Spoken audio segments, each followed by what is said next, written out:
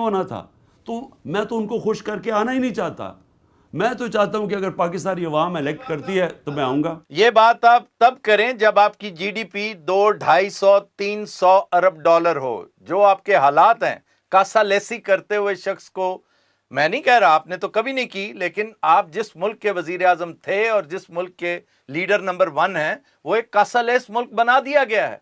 हम हर वक्त, हमारे हाथ की हमारा डिफॉल्ट हमारी शेप ये है।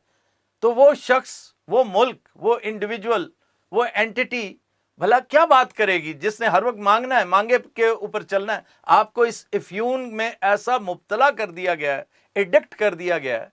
तो ये दोनों चीजें साथ साथ नहीं जा सकती सर। देखिए, आप तो ये मुझे कह रहे हैं आफ्ताब कि हम ग़ुलामी कबूल कर लें, हाथ फैला के फिरें, अपने जो लोगों के मफादात उनके लिए खड़े ना हों, जो हमारा आइडियोलॉजी है जिसके ऊपर पाकिस्तान बना था, नज़रिया पाकिस्तान, उसको भी भूल जाएं, तो हम घुटनों के ऊपर चलें। अगर यही करना था, मैं पॉलिटिक्स में आऊँ क्यों? मुझे किस चीज़ की कमी थी?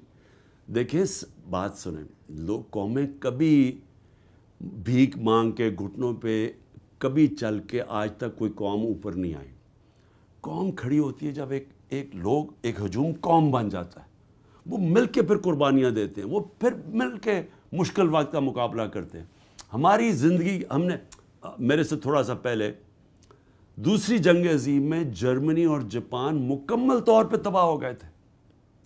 वो कौमें थी खड़ी हुई 10-10 साल में फिर कहाँ से कहाँ पहुँच गई, क्योंकि कौम है। हमने कौम बनना है। हमने ये बेकारियों की तरह और ये सबको खुश करके, अपने लोगों को कुर्बान करके, किसी और के लिए कोई कहे जी कि पाकिस्तान में बेसिस चाहिए या कोई हमें ऑर्डर करे, उसलिए तो पाकिस्तान बना ही नहीं था। और मैं आपको ये बता दूं कि अगर जिस तरह हम जा रहे हैं ना अब, कि अपने लोगों को कुर्बान करें बाहर के लोगों के मफादात के लिए, बाहर की पावर्स के, ये मुल्क रहेगा ही नहीं, क्योंकि ये कौम बनेगी नहीं कभी। खान साहब, आप ठीक कह रहे हैं। एक मेरी गुजारिश सुन ले, अगर जान की अमान पाऊं तो प्लीज। आप एक बहुत शानदार आदमी हैं, एक बहुत लाजवाब दोस्त भी हैं। मेरी गुजारिश जरा सुनिए कि आपके हमसाए मुल्क में एक वजीर आजम हुआ करता था, नरसिम्हा राव। एक बड़ा अहम वजीर आजम। मैं समझता हूं कि सही फादर ऑफ द नेशन अगर को हो सकता है तो नरसिम्हा राव था। उसने क्या किया कि दिन रात एक करके अपने मुल्क को निजात दिलाई IMF से। आप भी एक पॉपुलर लीडर थे।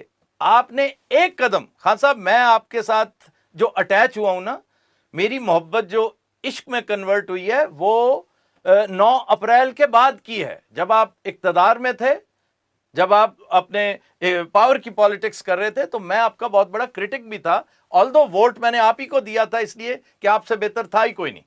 लेकिन बाद में तो आप हीरो बन गए ना, माशाल्लाह। अल्लाह ने आपको एलिवेट कर दिया। लेकिन क्या आपने कोई एक रोल भी प्ले किया ऐसा कोई? उसने तो बेचारे ने पूरे मुल्क की खवातीन से जो उनके जेवरात होते हैं वो इकट्ठे करके स्विट्जरलैंड भेज दिए थे। आपके नॉलेज में ये पता नहीं कितने टन सोना जो मॉर्गेज के लिए भेजा जाना था, वो करके आपने भी कोई ऐसा सिलसिला किया होता तो आज हम फख्र से कह सकते कि इमरान खान ने भी IMF के चुंगल से आपने बातें जरूर की थी, आपके आदर्श यही थे, आपके प्रिंसिपल्स यही थे, लेकिन वही असद उमर को बेचारे को फिर से यस करना पड़ा, फिर से IMF से लेना पड़ा।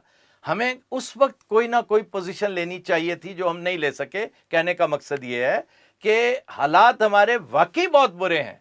हम मांगे तांगे को पसंद तो नहीं करते, लेकिन इसको खत्म करने के लिए हमने कुछ नहीं किया। अब भी वक्त है।